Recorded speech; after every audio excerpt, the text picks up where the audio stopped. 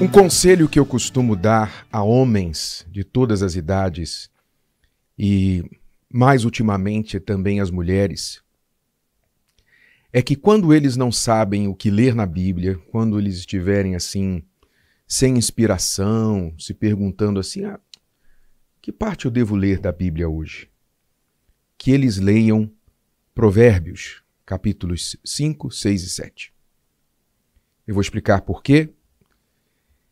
Porque estes 3 capítulos do livro de Provérbios contêm vários conselhos, todo o livro de Provérbios, naturalmente, está repleto de conselhos de sabedoria, mas esses 3 capítulos especificamente contêm boa parte de conselhos com respeito à mulher estranha, ou seja, o perigo do adultério, o perigo de cair nos laços de uma paixão fulminante. Fulminante mesmo, porque vai fulminar os envolvidos. Eu não vou ler aqui, obviamente, todos os 3 capítulos, mas você é convidado a fazer isso depois, com tempo. Não precisa ler os 3 de uma vez, mas vá lendo aos poucos. E atente-se para as partes que tratam deste tema. Começando lá no capítulo 5 de Provérbios, ele diz assim: Filho meu, quer dizer, um conselho de pai para filho.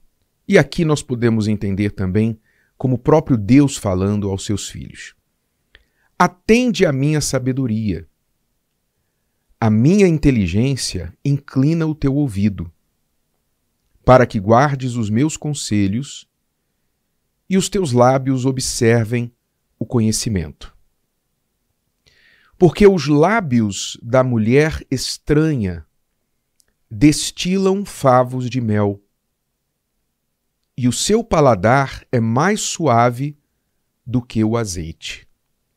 Mas o seu fim é amargoso como o absinto, agudo como a espada de 2 gumes. Os seus pés descem para a morte, os seus passos estão impregnados do inferno. E por aí vai. Você já deu para ter uma ideia do que este texto mergulha e fala a respeito. A mulher estranha. É inevitável que a gente imagine aqui que Salomão tivesse em mente, quando escreveu isso, o que aconteceu entre seu pai e a sua mãe, o rei Davi e Betseba, lá atrás. Porque foi exatamente isso, foi exatamente aí que o reino de Israel começou a ruir, com um adultério.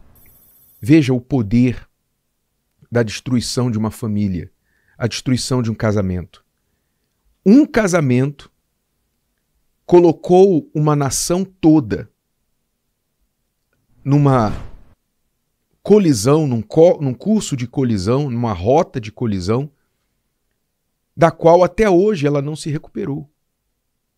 Israel nunca mais voltou a ser o que era antes deste adultério do rei Davi. Nunca mais. Então, Salomão, que foi fruto deste relacionamento, não mais fruto do adultério, né? O fruto do adultério morreu, a primeira criança de Davi e Betseba morreu, depois ambos se casaram e Salomão nasceu, mas naturalmente ele sabia de toda a história. Quem em Israel não sabia da história de Davi e Betseba? Então, Salomão aqui tirava lições onde ele havia sentido na pele as dores, as consequências daquilo. E ele alerta, durante esses 3 capítulos do livro de Provérbios, sobre os perigos. Como que começa o pecado? O pecado ele começa com uma sedução. O pecado é sedutor. Como a maioria dos pecados, normalmente começam seduzindo o pecador, seduzindo o incauto. Se o pecado não fosse tão sedutor, ninguém o desejaria. Mas ele começa com a sedução dos nossos sentidos. Os olhos, os ouvidos, o o tato, o toque, não é isso? Nós somos seduzidos, muitas vezes também, no caso da paixão, pela imaginação. Como será? Como seria? Como seria? Muitas vezes a mulher que está em um relacionamento onde o seu marido não lhe dá nenhuma atenção, está voltado completamente para o trabalho, voltado para outras coisas e trata a mulher como, sabe, uma pessoa que está ali para atendê-lo quando ele precisa. Não se preocupa com as necessidades da sua esposa. Então a mulher começa a ser tentada a olhar para outros homens, ser tentada a olhar para outros jardins. E aí começa a imaginar, começa a sonhar. Eu já conheci pessoas que se apaixonaram por outras por meio das redes sociais, apaixonaram-se por artistas, por atores, por cantores, por jogador de futebol, começaram a dar tantas asas à sua imaginação que se apaixonaram por alguém que nem sabe que ela existe. Tamanha é a carência, tamanho é o buraco que fica no coração da pessoa da falta de atenção, a falta de amor, de carinho que ela desejava ter no casamento do próprio marido. Então, isso começa a brincar com o seu emocional, a imaginação vai longe e você sabe, quando a gente traz para dentro da cabeça, é o primeiro estágio da queda do pecado. Você começa a conceber o pecado na sua cabeça. Lembre-se que o rei Davi, antes de cair, ele olhou para Betseba. Ele olhou da sua varanda, não é? Ele olhava lá da sua varanda Betseba se banhando. Ele olhava e cobiçava e desejava até que no momento oportuno ele deu luz, deu vazão àquele sentimento que já estava na cabeça, no interior dele. Quantos homens também, o homem ele é, digamos, tanto homem quanto mulher traem, não há dúvida, porque quando eu ouço alguém falar assim, a homem trai mais que a mulher. Matematicamente falando, isso é impossível, né? Isso é impossível. Porque o homem, se ele traiu, ele está traindo com a mulher. Tudo bem que há homem que trai às vezes com outro homem também, como mulher às vezes trai com outra mulher, mas isso estatisticamente é mínimo. Se o homem trai, ele está traindo com outra mulher. Quer dizer, a mulher é tão traidora quanto o homem. Mesmo que ela não seja casada, ela vai se envolver com o homem que é casado. Então, não vamos passar pano para homem nem para mulher aqui. A traição está dentro do ser humano. Esse desejo de aventura está dentro do ser humano. E ninguém deve negar isso, ninguém pode negar isso. Está dentro da gente. Seja você casado, solteiro, bem casado, mal casado, está dentro da gente. Porque o pecado corre nas nossas veias.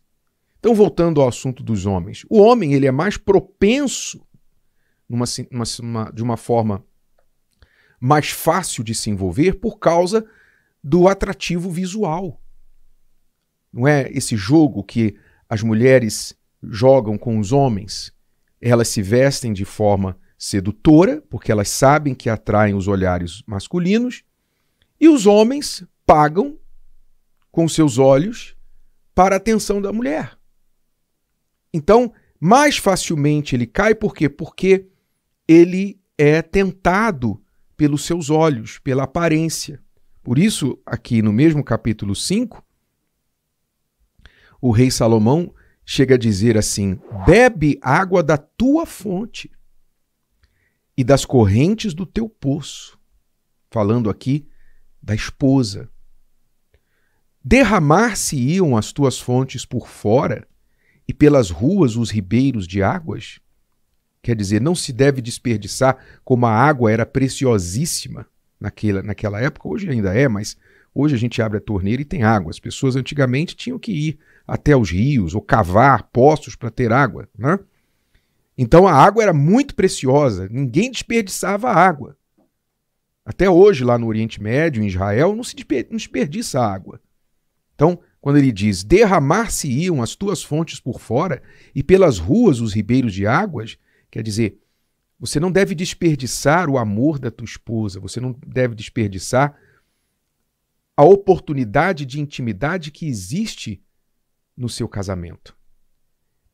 E ele continua: sejam para ti só, e não para os estranhos contigo. Seja bendito o teu manancial, e alegra-te com a mulher da tua mocidade, como serva amorosa e gazela graciosa, os seus seios te saciem todo o tempo, e pelo seu amor sejas atraído perpetuamente. E por que, filho meu, te deixarias atrair por outra mulher e te abraçarias ao peito de uma estranha? Então ele é bem gráfico aqui, não é?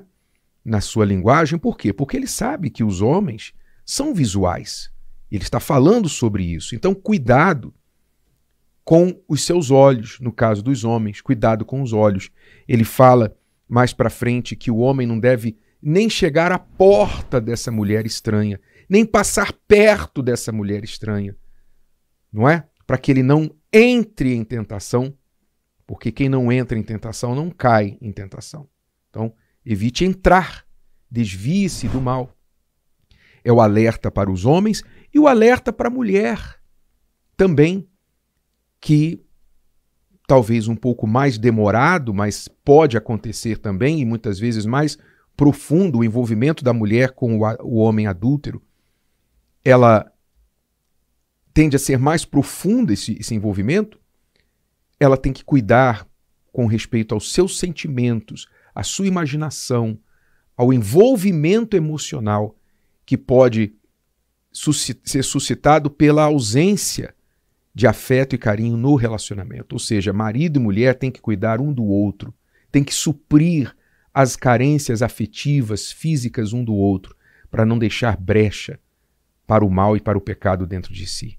Então, repito aqui um conselho. Toda vez, homem, toda vez, mulher, que você... o que eu vou ler na Bíblia? Leia Provérbios 5, 6 e 7. Medite nessas palavras. De tempo em tempo, volte nelas. Nunca é demais lembrar de como o pecado trabalha para nos assediar e quão amargoso é o seu fim.